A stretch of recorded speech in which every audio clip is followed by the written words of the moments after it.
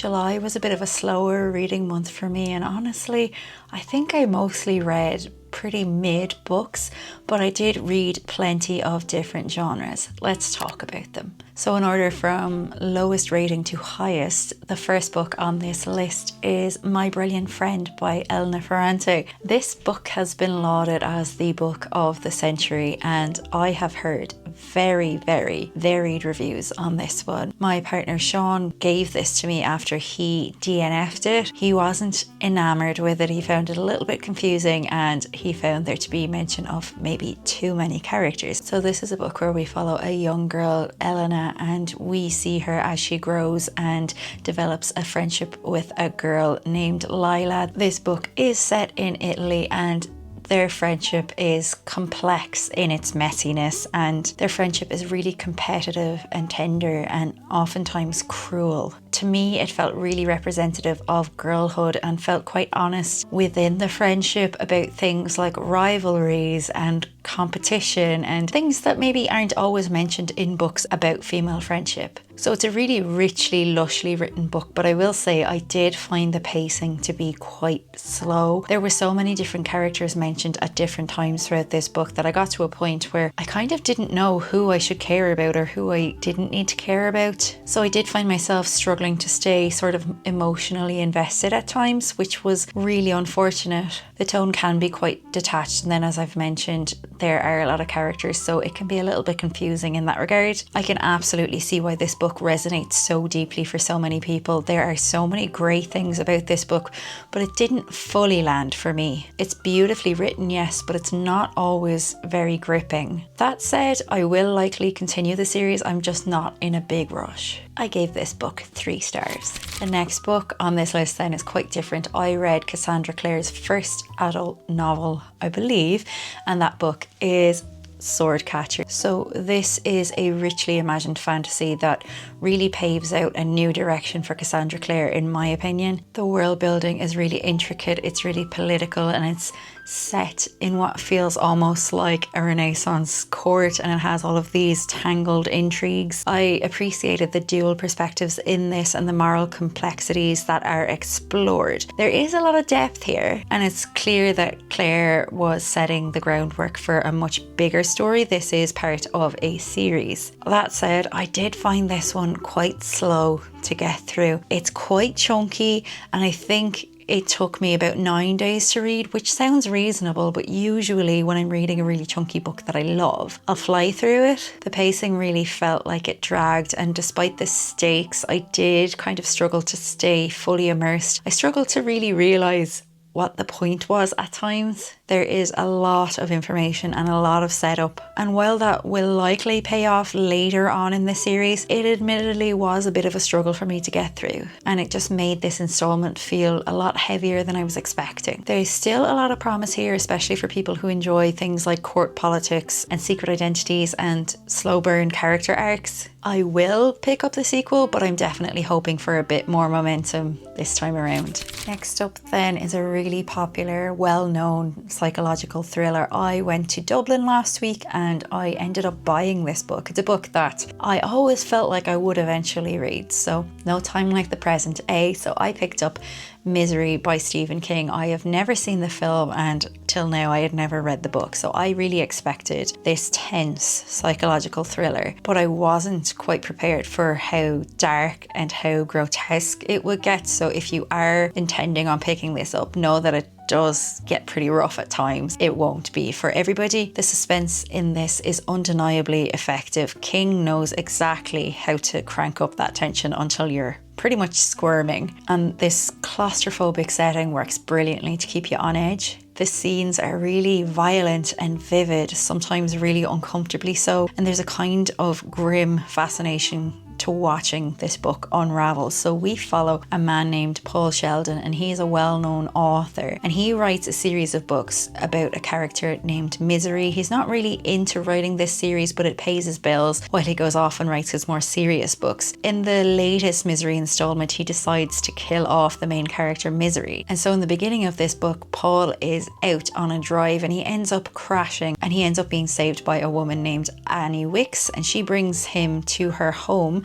And it turns out that she is his #1 fan, but things get pretty creepy pretty quickly because she's less of a fan and more of a crazed obsessive. I was really surprised how gripped I was by this book, given that it is over 300 pages, almost 400 I think, and it's basically set in, for the majority of it, just one bedroom. So props to Stephen King for that one. That said, as we might expect from Stephen King, this book has its issues. It's very much, firstly, a product of its time. I believe it was published in the 80s. So there's very much a misogynistic undertone, particularly when it comes to Annie. She feels portrayed in a way that leans heavily into gendered hysteria, and some of Paul's inner monologue just borders on deeply unpleasant. There are some racist undertones in here again, and I always wonder about this with Stephen King because he has his character use words that we should not be using, but I don't believe that he feels that way.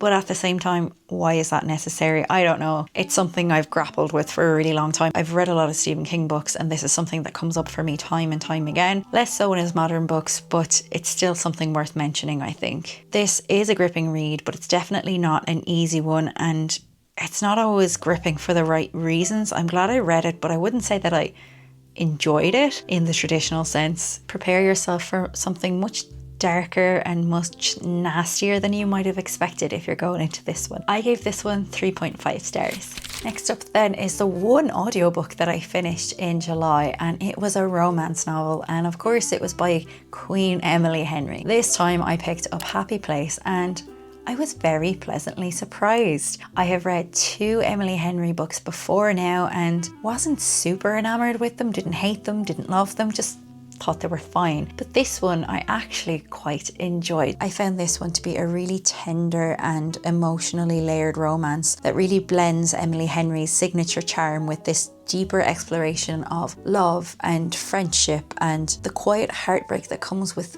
growing apart from somebody that you've loved for a really long time. The second chance romance here between Harriet and Wynne, I thought it would be something that I wasn't really into, but something about it really gripped me and really pulled at my heartstrings. This one had me weeping, and if you know me, I love a book that makes me cry. Henry really does a fantastic job in this one of showing how complicated friendships can be and relationships can be, and just love in all of its messy forms. I really liked the group dynamic of this group of friends. So they all go back to one of their friends' houses, which they do pretty much every summer, just to spend some time together because they all live apart and work apart and just want to spend a nice bit of time together. It felt believable and it felt nostalgic, like a snapshot of those really rare friendships that shape your 20s. I did like how the story tackled communication or a lack thereof, and the quiet ways that people protect each other even when it causes more harm than good sometimes. All that said, I did find the whole premise and setup of this book to be a bit silly. There are some silly moments in here, but I'm okay with it because I expect that sometimes from a romance. But it was a bit bizarre because the setup here is that a couple who have been together for a long time have broken up, and they both end up going on this trip to meet their closest friends, and they haven't told them that they've broken up even though they've been broken up for quite some time. And I just found that a little bit strange and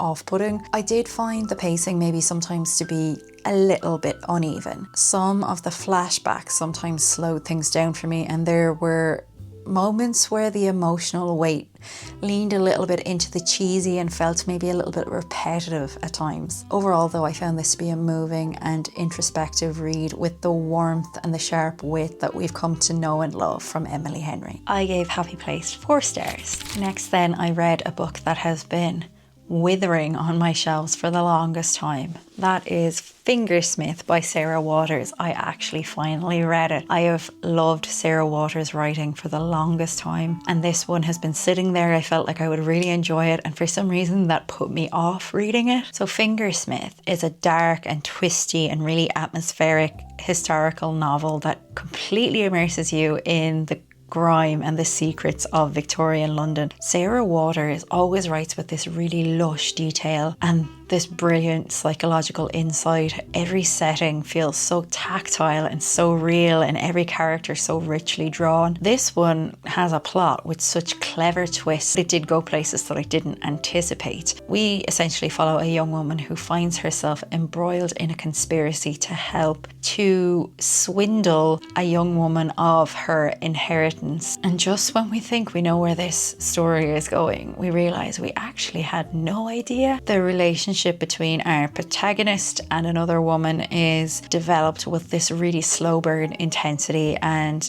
it feels really both tender and dangerous at the same time. I was really invested in their shifting dynamics and how their identities and choices are shaped by the institutions that confine them. At times I did find the pacing to lag a little, especially in the middle, but the payoff for me was worth it. Waters plays with structure and perspective in a way that really adds depth and surprise without feeling too gimmicky, and this is something that she does in a lot of her books in different ways.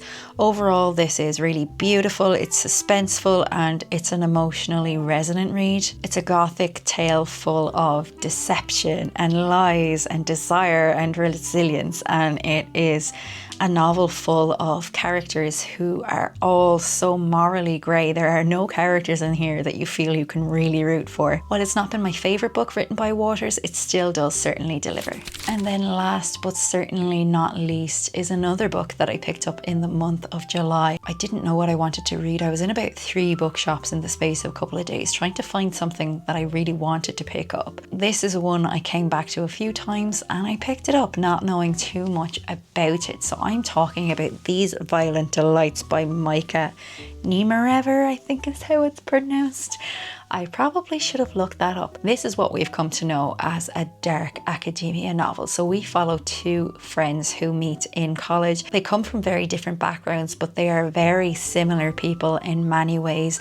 They develop this friendship that goes from being delightful and enjoyable, and things just get more intense and darker as the novel goes on, and ultimately we end up witnessing an act of real violence. This novel explores obsession and identity and the really dangerous limits of love. There's also talk of class and money, and the writing is sharp and atmospheric, and there's this simmering tension throughout this book that makes even the quietest moments feel really laced with unease. It's definitely more so a character-driven novel than a plot-driven one. It's quite slow, quite introspective, but I thought it was paced wonderfully. It's really a study of 2 young men who are trying to find meaning and control in a world that constantly denies that to both of them, and just how easily that search can really turn dark and twist into something really destructive. I really enjoyed this book. I wasn't expecting much, but it was something that really just tickled something in my brain right while I needed it. It does feel at times that the story meanders a little, but it mirrors this suffocating intensity of their relationship. If you're looking for a fast plot, it's not the book for you, but if you enjoy morally complex characters, if you enjoy